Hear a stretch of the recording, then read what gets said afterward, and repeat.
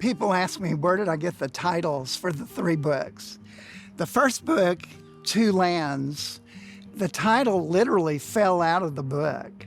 As I was writing, one of the first things that happens when the first character goes on this journey, he's faced with two decisions. Where will he go? There's a place of ease and comfort called the Flatland.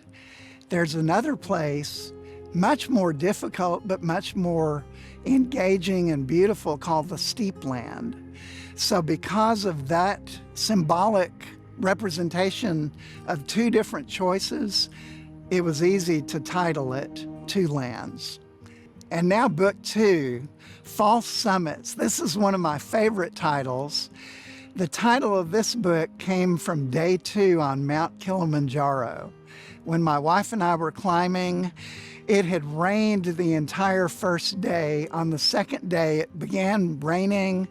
I had a poncho. I was sweating bullets, not feeling very good. And I kept looking up, seeing a summit, thinking, surely that's where we're going to camp for the night. We would climb to that summit. That was not it. In fact, I looked further ahead. There's another summit. We did a series of about 8 such summits. And my wife and I looked at each other and just made up the term false summits.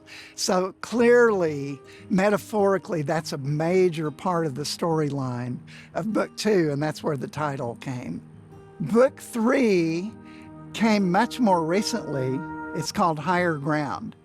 I was in a series of lessons, a 10-week study series taught by an amazing teacher, my wife Beverly, at our church. About 30 or 40 of us would gather on Wednesday nights.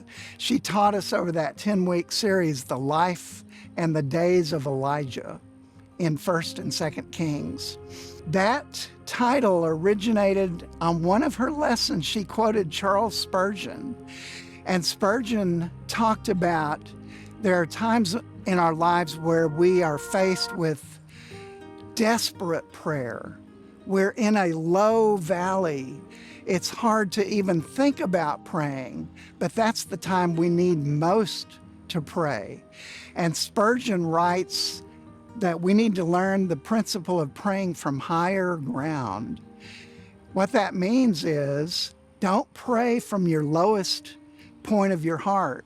Think back to times when God has been faithful, where God has come through when you didn't think it was possible. Go in that place to your mind, stand on that ground, and that is the higher ground from which we pray.